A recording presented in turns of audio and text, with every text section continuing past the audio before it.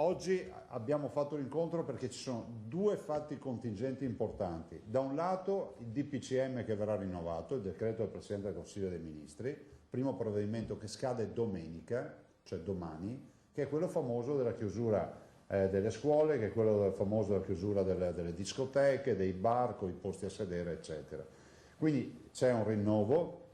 Ho sentito più volte ieri nella giornata il Presidente del Consiglio, ho sentito il Ministro Speranza 2 volte anche stamattina, c'è un rinnovo e quindi ci aspettiamo nelle prossime ore che in virtù delle nuove linee guida ci aspettiamo di capire cosa deciderà il Governo rispetto alle chiusure.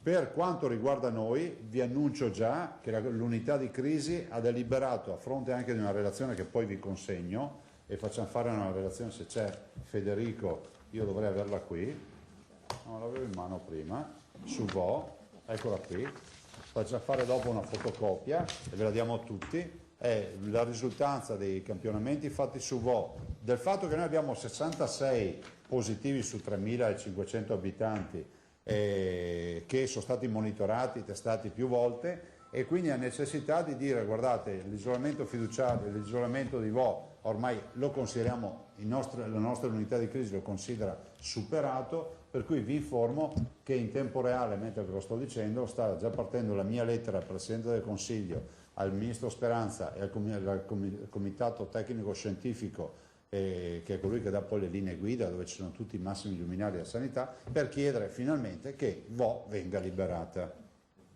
Ecco, vedo anche che c'è questo dibattito, l'ho detto anche al Ministro, l'ho detto anche al Presidente del Consiglio, su zone rosse. Allora, non usiamo il termine improprio. La nostra è una zona che conosce il virus ormai in tutte le province, punto. Affrontiamo la partita, ma io penso che il concetto in generale di zona rossa non paghi da un punto di vista anche, diciamo, di sentiment pubblico, no? Perché poi la cura la fai uguale anche se non la chiami zona rossa, no? Magari potremmo chiamare zona della speranza o altre robe del genere. Evitiamo di fare le zone. Io non sono contrario alle zone, ma dico che qualcuno mi dice ma il Veneto può avere altre zone rosse. No, il Veneto è il Veneto, punto e basta. Noi non chiediamo come Veneto di avere identificazioni particolari di particolari aree. Siamo convinti che l'epidemia, perché tale oggi è la definizione, se avete dell'acqua per favore, poi non importa. La definizione che c'è da parte dell'OMS è una definizione chiara e quindi siamo davanti a un'epidemia. Allora, su Vo parte la lettera e via. Rispetto all'altro aspetto, che è quello del decreto approvato stanotte, abbiamo già un testo, ma che immagino sia un testo che poi verrà perfezionato in virtù degli emendamenti che sono stati elaborati durante la discussione in Consiglio dei Ministri, che è durata ore. Dico che questo decreto intanto coglie perfettamente l'istanza del Veneto, all'articolo 11 coglie l'istanza del Veneto in maniera molto pulita, didascalica, ovvero che tutti i lavoratori, quindi parlo dei medici, infermieri, OS e tutti quelli che lavorano nella sanità, ma direi in generale per i servizi essenziali, anche la segreteria del sottoscritto in un momento come questo è un servizio ai cittadini, per quel che mi riguarda, che hanno avuto contatti con persone positive ma sono negativi e non hanno sintomi, sono ammessi al lavoro con un protocollo che noi abbiamo già elaborato, che ci permette di dire che verranno tamponati, quindi verranno verificati nei giorni che mancano per finire l'isolamento fiduciario. Punto. Tutto qua. Stiamo parlando ovviamente di lavoratori asintomatici e negativi al test. Asintomatici e negativi al test. Grazie. Questo ve lo dico perché per noi significa riportare un contingente di lavoratori e di professionisti nella sanità che è unico. Ovviamente vi dico già che siamo già partiti in queste ore alla luce di un altro articolo che c'è sulla possibilità di assumere forza lavoro, si parla di 20.000 persone assumibili, infrangendo, scusate, derogando un po' le regole canoniche dell'assunzione per questa emergenza, e quindi stanno già lavorando in azienda zero per i bandi per assunzioni ovviamente straordinarie. Ne abbiamo già 500, la Sole Lanzani ha mandato avanti le 500, ne facciamo ancora alla luce del decreto, appena verrà pubblicato noi siamo già pronti con i bandi. Non ultimo, ve lo dico così come cameo, anche un avviso, e questo è il messaggio che mando a tutti gli ospedalieri a casa in pensione, che è previsto dal decreto, per dire volete essere della partita come un riservista adesso abbiamo bisogno dell'aiuto di tutti, perché magari abbiamo, sì, parliamo medici, infermieri, tutto quello che c'è, nel senso che possiamo dedicarli ad esempio all'attività ordinaria, dedicando chi ha i muscoli più caldi perché è in partita tutti i giorni, a fare attività molto più complicate. E guardate, vi ricordate quando vi dicevo che uno quando è medico sempre, qualcuno mi diceva ma è andato in pensione, ma è solo laureato e non ha... Ecco, guardate, adesso il governo ha capito che questa è la strategia, è una strategia che il Veneto ha sempre suggerito fin dal primo giorno, vedo che adesso sta diventando realtà. Ricordo quanti insulti abbiamo avuto qualche mese fa per aver proposto queste robe. Ma non è il tempo delle polemiche, quindi andiamo avanti anche con il decreto. Infine, ultimo aspetto che voglio sottolineare, ve l'ho detto all'inizio, le terapie intensive. Siamo pronti con un progetto di terapie intensive, intanto attivate subito altre 52 oltre le 3,50 senza comprimere l'attività ordinaria. Guardate che la vera sfida qui, da un lato è mettere i malati gravi di coronavirus nelle terapie intensive, dall'altro è quello di non svuotare le terapie intensive dai malati e dai pazienti in cura che non c'entrano nulla con il coronavirus. Noi cerchiamo di continuare a fare sanità, erogare sanità, ma dobbiamo anche occuparsi di questi nuovi pazienti complicati. Ne abbiamo altre 52 di attivate da subito e poi tutto il progetto che sapete del 160 è quello che è. DP, ovvero tutto quello che sono i dispositivi, no? Abbiamo un camion che abbiamo sdoganato in Svizzera, è arrivato a Veggiano, adesso lo stiamo seguendo a vista, che ne ha 500.000 di mascherine dentro. Siamo riusciti a comprare queste mascherine. Stiamo spendendo milioni di euro in mascherine e poi si capisce, no? Nella vita uno dice ma io sto tranquillo perché ho il conto corrente pieno in banca. Alla fine ti salva la vita una mascherina che non trovi, che magari costa qualche centesimo. Questo dà anche un senso di molte considerazioni che l'umanità farà dopo questa tragedia, no? E allora abbiamo questo camion di 550.000 mascherine, se non ricordo, 550 dovrebbe essere. Dall'altro abbiamo un ordine in itinere che arriva di quasi 2 milioni e mezzo di dispositivi, poi occhiali e quant'altro. Sul mercato c'è difficoltà a trovare. Stiamo anche comprando, abbiamo deciso stamattina di comprare anche non CE, cioè non a marchio CE, cioè mascherine non a marchio CE. Faremo magazzino perché nell'eventualità che ci sia emergenza, non c'è nulla, metteremo anche queste, poi CE è un marchio nostro, cioè non è che il mondo va col marchio CE. Che è previsto peraltro. È previsto nei 15 anni. Però ci rendiamo anche conto che in questa fase, se riusciamo, l'ultima razza, l'ultima spiaggia, ma ripeto, non vuol dire che è una porcheria, vuol dire che risponde a codici di altri paesi che possono essere gli Stati Uniti o altre partite, non quelli europei. O viceversa, insomma, vi ho fatto degli esempi che non vorrei che venissero presi come scienza infusa, che poi c'è sempre qualcuno che deve fare gli appunti sui miei discorsi perché non capisce come funziona la punteggiatura in italiano. E non è che posso parlare dicendo virgola, punto e virgola, perché mi diventa difficile parlare, perché allora devi parlare a qualcuno che ha problemi a comprendere. Questa è la partita. L'altra cosa, gli acquisti dei respiratori meccanici, perché quando parliamo di posti di terapia intensiva non parliamo solo del letto, ma ci vogliono le macchine. Terapia intensiva vuol dire aiutare il cittadino, il paziente a respirare con una macchina. Ne abbiamo comprati 36, ce ne sono altri 23 in arrivo, noi facciamo ordini, anche qui il mercato è asfittico, ci sta, no? Con la macchina per la respirazione. Cioè non c'è materiale sul mercato. Ne viene fuori uno spaccato di questo paese che è inquietante, cioè noi non produciamo più nulla. Da dove arrivano questi? Sono sempre estero, nel senso no, fra l'altro in Veneto abbiamo delle produzioni di altissima tecnologia, ma in generale se pensate, mi riferisco alle mascherine, noi dobbiamo comprarle in Cina, cioè vengono dalla Cina o dal Marocco, ma la produzione nostra nazionale ormai si è ridotta, cioè noi stiamo diventando sempre più una grande commerciale, un paese di assemblatori, no? e lo si vede in questa emergenza perché abbiamo poche realtà rispetto a quello che dovremmo avere, ma il nostro problema ce l'hanno anche altri paesi europei, cioè è un problema diffuso, dico, anche qui, dopo questa crisi dovremmo interrogarci anche sul fatto che dobbiamo avere comunque garantite dei presidi produttivi, strategici, no? Una volta parlavano di carri armati e dell'industria bellica, oggi l'industria bellica è l'industria della salute, quindi garantire che se succede qualcosa noi dobbiamo avere la nostra roba, le nostre attrezzature, i nostri presidi farmacologici, cioè non dobbiamo dipendere da nessuno e questa emergenza insegna questo. In generale poi vi dico, per essere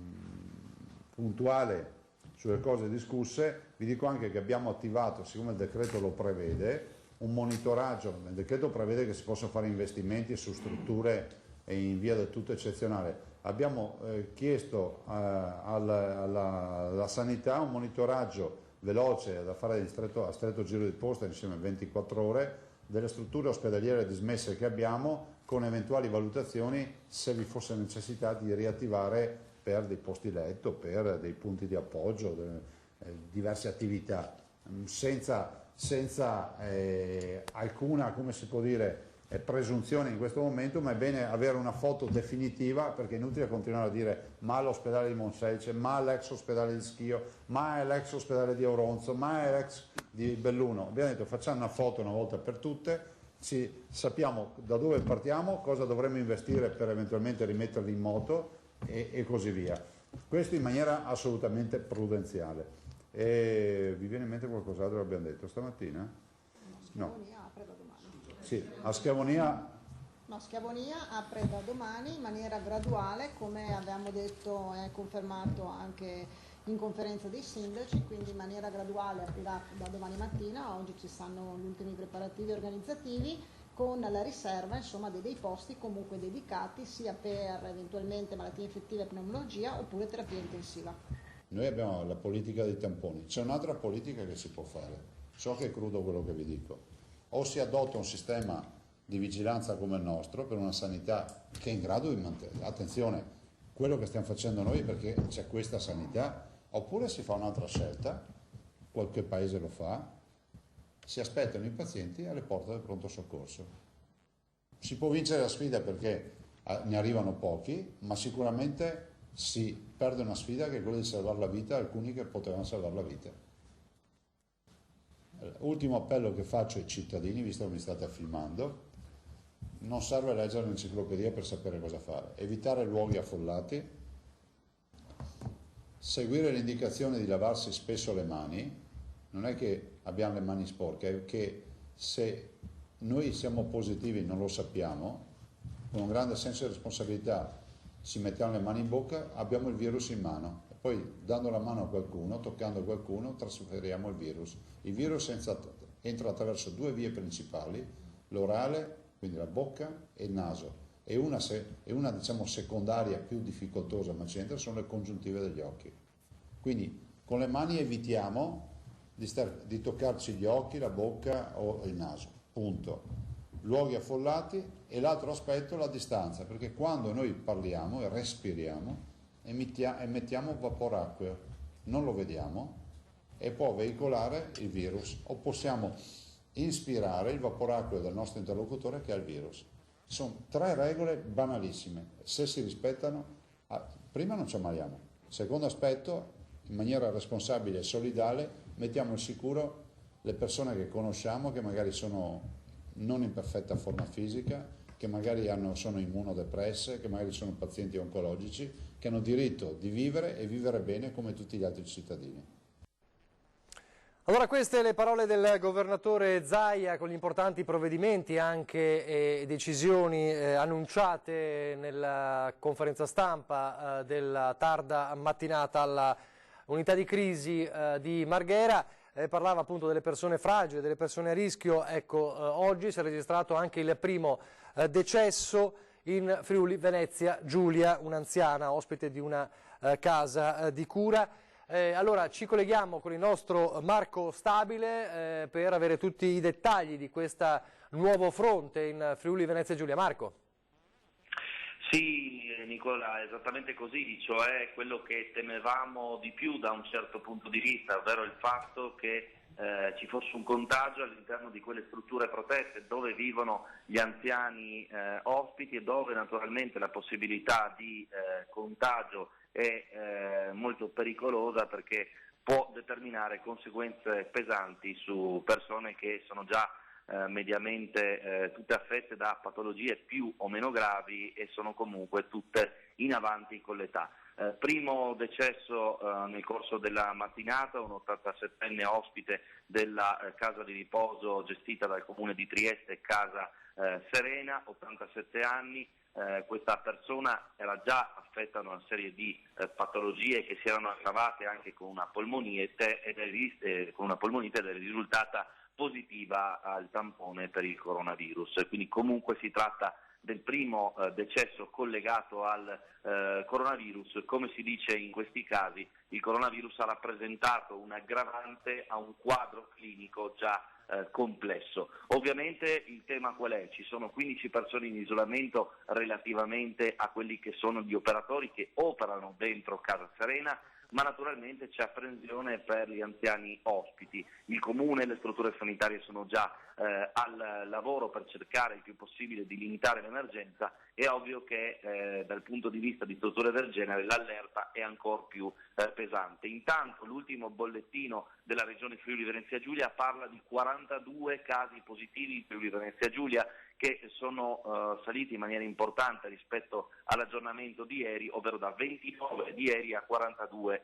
di oggi. Oltre alla persona deceduta che è ricompresa in questa statistica, ci sono 17 casi fra Trieste e Gorizia, 22 a Udine e i primi 2 casi a Pordenone, proprio in quella provincia che appunto confina con il Veneto e dove fino ad oggi, anche tra virgolette in maniera inaspettata, non c'era stato ancora nessun caso di contagio. I primi 2 proprio sono stati acclarati nella giornata di oggi. Naturalmente le misure che sono state adottate dal governo e di conseguenza dalla regione determinano effetti importanti sull'economia e sulla vita quotidiana, dalle scuole al fronte ovviamente commerciale, alberghiero. Trieste è una città che negli ultimi anni ha cresciuto il suo turismo in maniera importantissima e insomma il dato è che 10 alberghi sono chiusi, il settore è in ginocchio, ci sono aziende con operai a casa perché lavorano con la Cina,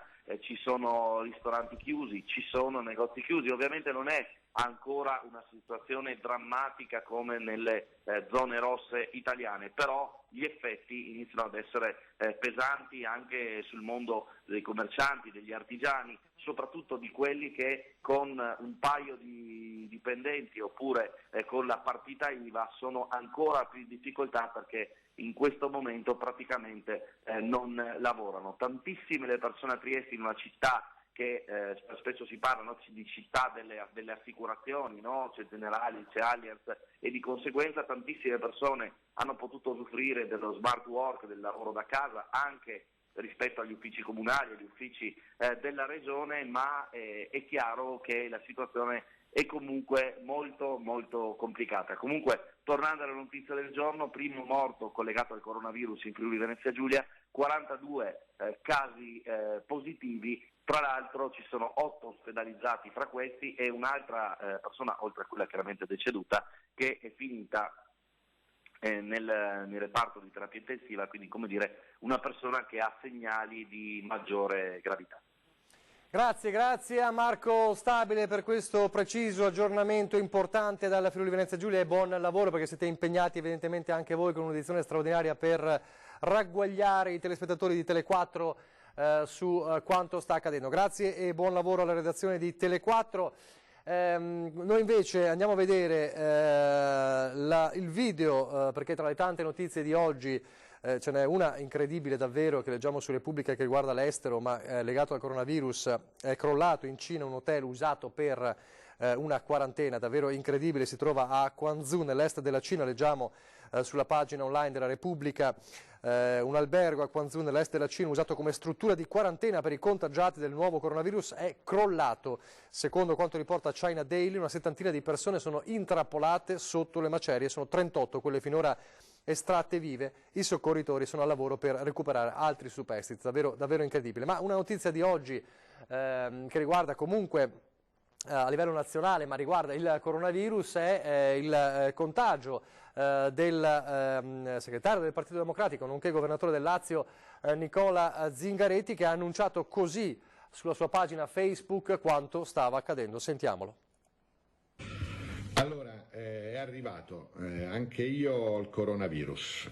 Ovviamente mi attengo e sarò seguito secondo tutti i protocolli che sono previsti in questi casi per tutte e per tutti. Sto bene e quindi è stato scelto l'isolamento domiciliare. Continuerò da casa a seguire quello che potrò seguire tranquillamente. La mia famiglia anche sta seguendo quelli che sono i protocolli che si seguono in queste situazioni. La ASL sta contattando ovviamente le persone che in questi giorni sono state più vicine al lavoro per i colloqui e per le verifiche del caso. Ho informato ovviamente il vicepresidente Leodori della giunta regionale per mandare avanti il lavoro, così come il vice segretario del PD Orlando con gli organismi in carica seguirà tutte le attività politiche. Io ho sempre detto niente panico, combattiamo e quanto mai in questo momento darò il buon esempio seguendo alla lettera quelle che sono le disposizioni dei medici e della scienza, tentando di dare una mano lavorando da casa per quello che sarà possibile e combatto come è giusto fare in questo momento per ciascuno di noi e per tutto il Paese. Quindi a presto. Ciao. Queste allora le parole di Zingaretti che appunto ha annunciato così sulla pagina Facebook quanto stava accadendo. Allora, avete sentito le parole del governatore Zaia durante la conferenza stampa, la richiesta formale al governo di togliere l'isolamento a Vo, una Vo che come comune oggi ha vissuto il secondo giorno di tamponi diciamo facoltativi, ma per i quali appunto il sindaco aveva chiamato a raccolta i cittadini come dovere morale di fare questo secondo tampone. Allora vediamo com'è andata il secondo giorno di tamponi nel paese padovano. Ecco, mi sto avvicinando alle scuole elementari dove viene proposto il secondo tampone su iniziativa dell'Università di Padova. Ecco i cittadini di Vo in coda per il secondo tampone su base volontaria. Sono in tantissimi quelli che hanno accolto favorevolmente l'iniziativa dell'Università di Padova che vuole studiare attraverso il secondo screening sulla popolazione del piccolo comune l'andamento del coronavirus. Cittadini reporter ci hanno inviato questi video per mostrare il loro impegno a favore della ricerca. Sono consapevoli che in questa emergenza il loro sacrificio e il loro isolamento potrà aiutare la popolazione mondiale. Sono andati più in profondità sul naso e anche sulla gola. Vabbè, insomma, però la ricerca scientifica l'abbiamo aiutata? Penso proprio di sì. Si sopporta qualche fastidio, si attende con calma il proprio turno, le operazioni, raccontano, sono più veloci. I volontari, vestiti con tute e maschere di protezione, lavorano senza sosta al ritmo di 1000 tamponi al giorno. Entro domenica si dovrebbe finire. Tra i residenti che si sono sottoposti allo screening anche Marco Calaon, presidente del consorzio Vinidoc. La ricerca è sempre cosa buona, in Italia ci stiamo lamentando tutti i giorni che la ricerca non è a sufficienza, quindi nel male generale è meglio avere questa opportunità e contribuire per questa ricerca che speriamo dia esiti rassicuranti per il sistema. In attesa di conoscere il risultato di questa ricerca, la Regione ha diffuso gli esiti del primo screening sulla zona rossa di Vo. Dal 22 febbraio al 5 marzo sono state testate 2.778 persone, di queste 66 sono risultate affette da coronavirus. 32 soggetti hanno poi ripetuto il test, 4 persone inizialmente risultate positive sono poi risultate negative, mentre 4 persone inizialmente negative hanno poi avuto una positivizzazione. Quindi i totali positivi sono stati 70 su 2.778 persone. L'incidenza del virus è pari al 2,5%. E a parlare dello studio epidemiologico di Vo è tornato anche il virologo Andrea Crisanti, una voce importante in questi giorni. Allora sentiamo le parole di Crisanti sul studio epidemiologico a Vo, il servizio Crisanti studio su Vo. Euganeo. Direi che sta rispondendo con grande entusiasmo e collaborazione. Già dalla prima mattina di ieri avevamo la fila di gente che aspettava di effettuare il tampone. Direi sono venuti tutti, anziani, bambini, famiglie, insomma ecco, diciamo, è stata una grande risposta della popolazione. Entro la settimana prossima l'equipe del professor Crisanti avrà a disposizione tutti i tamponi del secondo screening sulla popolazione di Vo. Si viaggia a ritmo di 1100 tamponi al giorno e la popolazione ha risposto in massa. Crisanti ha parlato anche dell'andamento dei contagi in Veneto. La nostra regione dice ha fatto bene a fare tamponi a tutti, anche alle persone asintomatiche. Io penso che la situazione del Veneto è probabilmente la fotografia più vicina alla situazione reale, per una ragione molto semplice, guardi, perché noi facciamo la diagnosi a tutti. Nelle altre regioni le persone malate telefonano e vengono invitate a rimanere a casa, viceversa noi facciamo la diagnosi, facciamo il tampone e verifichiamo se sono infetti a tutti. Il fatto che in Veneto ci sono l'infezione sembra, o l'epidemia sembra progredire più lentamente, è proprio dovuto a questo fatto, che si fanno le diagnosi, si invitano le persone a rimanere a casa. È chiaro che una volta si è fatta la diagnosi la persona è anche più responsabilizzata.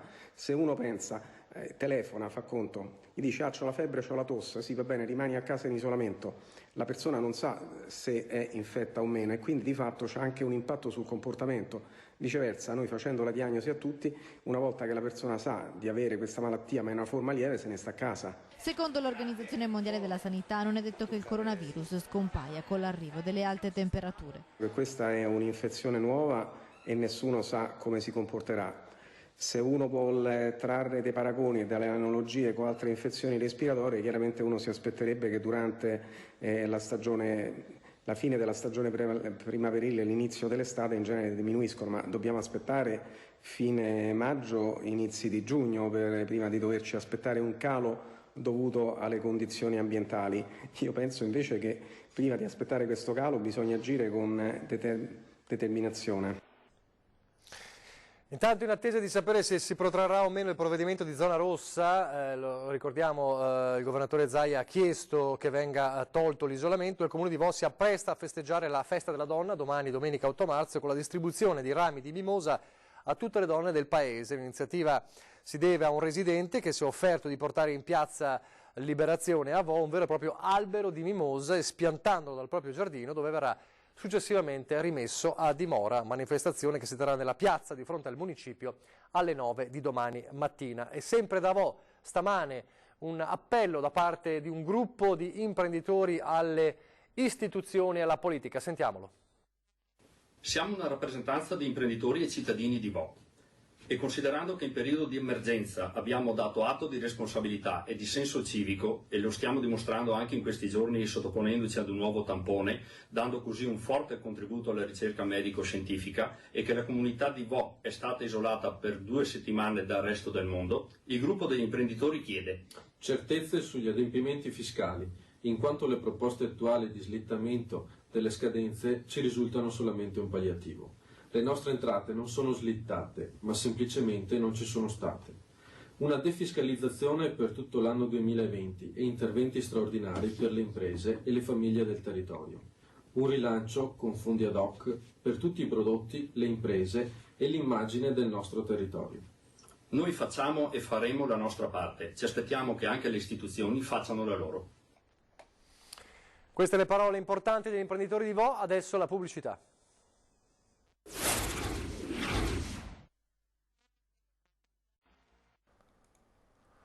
Rieccoci in diretta ancora per raccontarvi dell'emergenza coronavirus.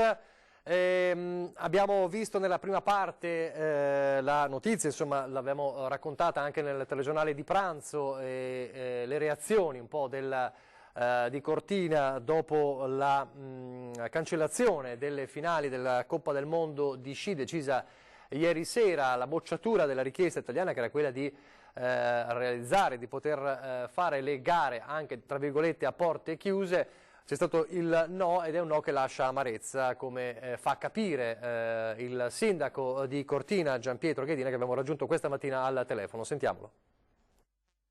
Sapevamo che la situazione era sicuramente difficile, che c'era una problematica legata in particolar modo a alcune federazioni che, viste le restrizioni dei loro paesi, forse non avrebbero partecipato. Certamente non ci saremmo aspettati che tutte le federazioni avrebbero votato, diciamo, in maniera contraria alla disputa delle finali qui a Cortina. Questo ovviamente da un lato dà una certa amarezza, nel senso che Cortina era sicuramente pronta, ovviamente la macchina organizzativa era già operativa da tanti mesi, le piste sono perfettamente già preparate, insomma bastava solo che gli atleti arrivassero. Un problema sicuramente più generale che ci passa un po' sopra la testa, forse una credibilità del Paese Italia che è venuta a mancare. Ovviamente noi non possiamo fare altro che prenderne atto, ecco. Ovviamente diciamo è un danno importante, diciamo gli stranieri ovviamente io credo che per un bel po' di tempo non verranno nel nostro paese. Noi ovviamente stiamo già facendo delle azioni sul territorio nazionale, quindi già pensando all'estate, quindi a portare ovviamente clientela italiana. Sugli stranieri insomma saranno un po' un tempi un po' difficili, certamente un danno per quanto riguarda ovviamente l'immediato, quindi legato all'evento stesso, legato ovviamente anche agli alberghi, agli esercizi commerciali eccetera, questo e ovviamente dei costi importanti che sono stati sostenuti questi mesi e nella preparazione ovviamente della gara. Faccio presente però peraltro che ovviamente il nostro obiettivo sono i mondiali 2021, quelli del prossimo anno. Questi sarebbero stati sicuramente un test event molto importante anche per rodare la macchina organizzativa, ma insomma noi ci rimbocchiamo le maniche e andiamo avanti, ecco. Ovviamente c'è l'amarezza e c'è anche la voglia appunto di riprendersi da questa situazione, se ovviamente il clima internazionale lo consentirà, ma come diceva stamane proprio Zaia, adesso il mondo, l'Europa si sta accorgendo che il virus è anche in casa propria e questo potrebbe far cambiare un po' l'atteggiamento che c'è stato di attacco, se così vogliamo dire, mediatico nei confronti dell'Italia, però il danno in certi casi, come è accaduto qui, è già fatto. Il danno è già fatto e lo testimonia anche il titolare di un albergo, ad esempio, nella zona di Tessera. Sentiamo le sue parole. Mi è andato in stand-by, diciamo, il nostro programma, che è delle prenotazioni. Il giorno dopo, che questo era la domenica, il giorno dopo, il lunedì, quando l'abbiamo riattivato, c'è stata una cancellazione di circa 1200 camere in un giorno e mezzo. 1200 camere disdette in un giorno e mezzo a causa del coronavirus, un fenomeno proseguito poi anche nei giorni successivi, annullando prenotazioni che arrivavano fino all'estate. Se non è un record, poco ci manca, ma la situazione dell'albergo di Hotel Logaggiato a 2 passi dall'aeroporto internazionale Marco Polo è tutt'altro che isolata. Praticamente lei non ha più clienti? No, noi qua purtroppo clienti nostri sono talmente pochi che si contano proprio in una mano. Il problema nostro è l'aeroporto, purtroppo non ci sono più voli, basta guardare i nostri schermi e ci sono cancellazioni in tutti i momenti. I display collegati col Marco Polo raccontano un traffico aereo che non è certo quello del terzo scalo italiano. Sopra Tessera in effetti si sentono passare pochi aerei e le strade, usualmente trafficatissime da e per l'aeroporto, sono praticamente vuote. Hotel Logaggiato ha dovuto chiudere il ristorante e passeggia per i piani deserti del suo albergo. Poco importa se si tratti di suite o camere normali, quasi tutte le stanze sono libere. Siamo 72 anni che siamo qua e rimango aperto, anche con 5 clienti non me ne frega, io rimango aperto. Noi non abbiamo avuto mai crisi, anche quando c'è stata crisi a Venezia e così via, anche con l'acqua alta ultimamente, noi non avevamo crisi. Purtroppo qua è una tragedia. A parte l'estate, questo albergo lavora soprattutto con una clientela cosiddetta business, non visitatori, ma gente che veniva in Veneto per affari e ora non ci viene più. Indice che in sofferenza non c'è solo il comparto del turismo. Mi auguro di sbagliarmi, ma secondo me andrà avanti tutta l'estate. Io voglio dire solo una cosa, bisognerebbe parlare un po' meno di morti e parlare un po' di più di quante persone si salvano. Tutto qua. Le parole dell'albergatore, che possono essere magari anche un monito, vedremo. Siamo in chiusura di questa diretta, alle 18:30 come sempre il telegiornale del Veneto e tutti gli ultimi aggiornamenti e le novità, non solo ovviamente sul fronte del coronavirus.